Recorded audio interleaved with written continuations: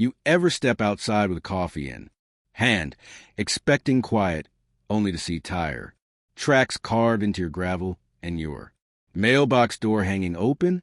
That was my morning, and it wasn't the first time.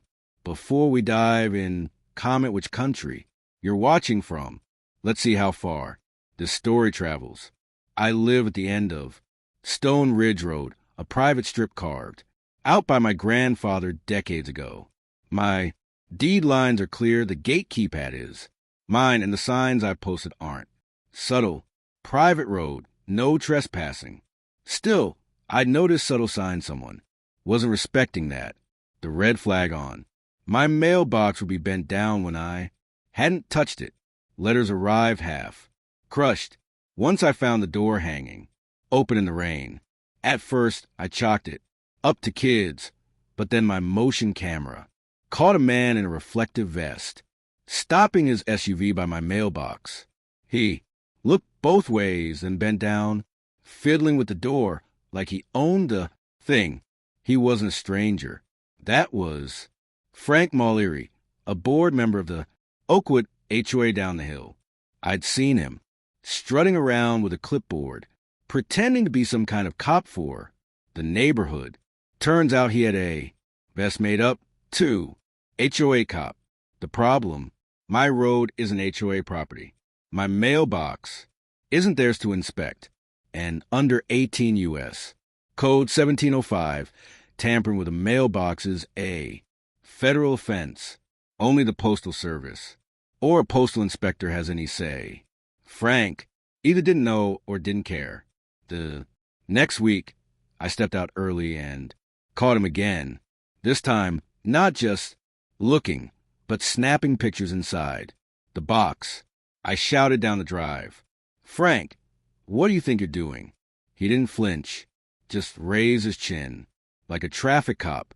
Routine HOA inspection, making sure your box meets community standards. I laughed, not the funny kind. Community standards. My property isn't in your community, and you don't touch mailboxes ever.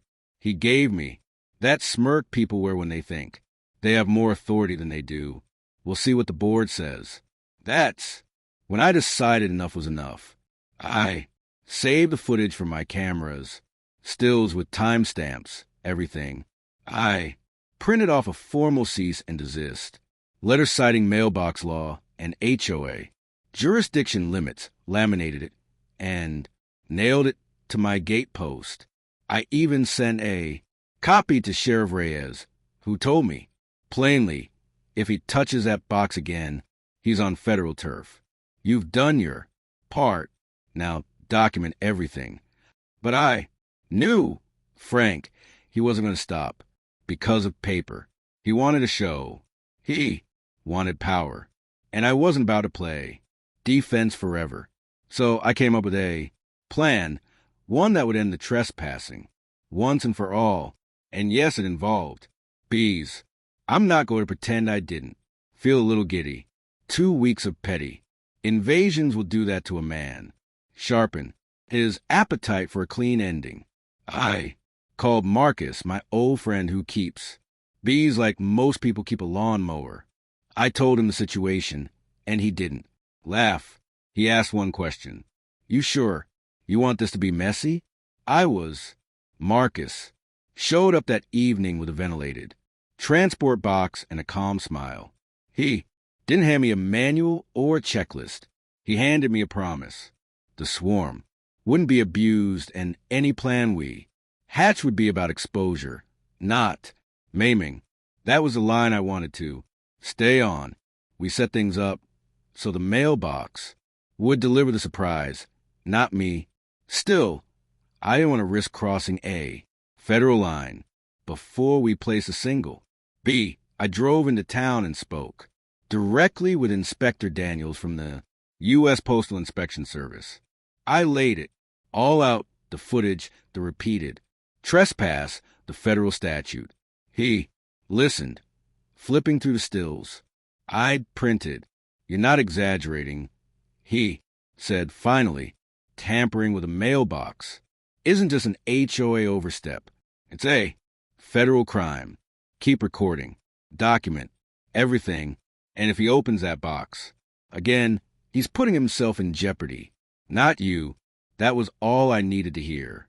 The plan was on. Back home, Marcus and I set the hive inside with a small gap so the bees could exit once disturbed. No nails, no glue, nothing that harmed them, just a temporary resting place. Until the mailbox door opened. I taped a notice inside the flap, federal. Property. Tampering punishable by law. Below it, I added my own line, and bees don't forgive.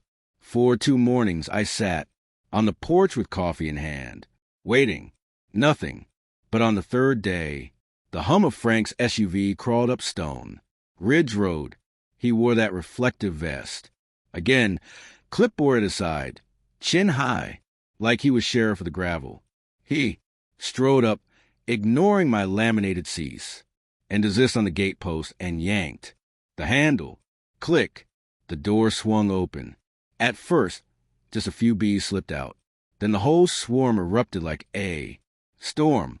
Frank staggered back, flailing, dropping his clipboard as papers scattered across the drive. He slapped at his vest, cursed loud enough for my camera mics to catch, and bolted for his SUV. He peeled off down the hill, bees still buzzing around his rear view mirror. I just sipped my coffee, rewound the footage, and smiled. This wasn't over, but now I had federal law, the inspector's blessing, and an army of bees on my side. If you're enjoying this HOA story so far, like and subscribe, because the story is only going to get better. The morning after the incident, the neighborhood was humming like a hive, pun fully intended. Clips of Frank's beef fiasco were already bouncing around in the group chat. Someone slowed the footage down, layered circus music over it, and titled the clip Buzz Justice. My phone kept lighting up, but I stayed quiet, let them laugh. I had something stronger than gossip, airtight footage, and federal law. By noon, Inspector Daniels, from the Postal Inspection Service, pulled up with paperwork in hand. He handed me an official report. Mr. Collins, he said firmly, you did everything right. You documented. You notified us. And you didn't engage physically. That keeps this on the right side of the law. He flipped a page. Tampering with a mailbox falls under 18. U.S. Code 1705. That means fines, even possible jail time. Frank didn't just trespass. He walked into a federal offense. As if on cue, Frank shuffled out of his house, arms still swollen from stings. He looked less like an enforcer and more like a man who'd stepped into the wrong fight. I was just checking. Compliance, he stammered. HOA regulation says. The inspector cut him off cold. Sir, HOA regulations do not supersede federal jurisdiction. This mailbox is United States Postal Service property. You had no authority to open it. That line hit harder than the swarm ever did.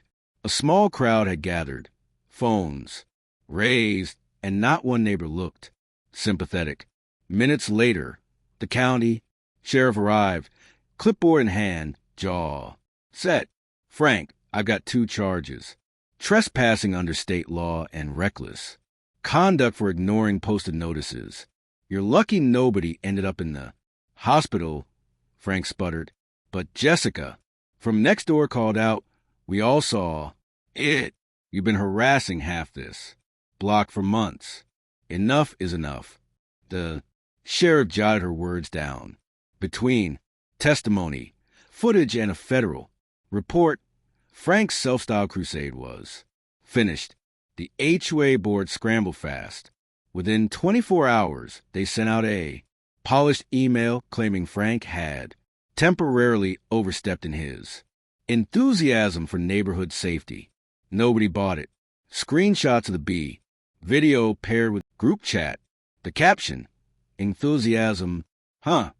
2 days later, an emergency meeting sealed his fate. The vote was short and brutal. Frank suspended indefinitely. Fines imposed both from the HOA for disrepute and from the inspector's office. The federal tally alone came to $900 plus restitution for trespass. I didn't cheer. I didn't spike the football. I just sat on my porch, coffee warm in my hand, while neighbors who once muttered, "It's easier to let him be," now nodded at me with quiet respect.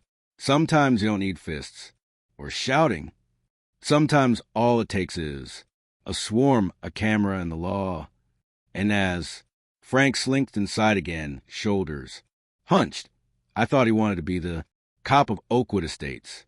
Now he was nothing more than a cautionary tale, stung by bees, buried by his own arrogance, and branded by federal charges.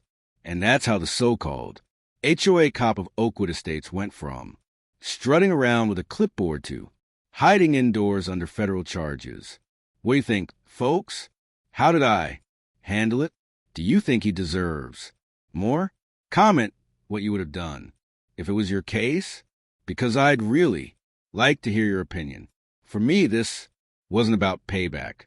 It was about drawing the line and showing that the law, not arrogance, wins in the end. Please like and subscribe for more HOA showdowns, because every time these bullies push too far, I'll be right here, sharing how it went down. Trust me, you won't want to miss the next one. The end.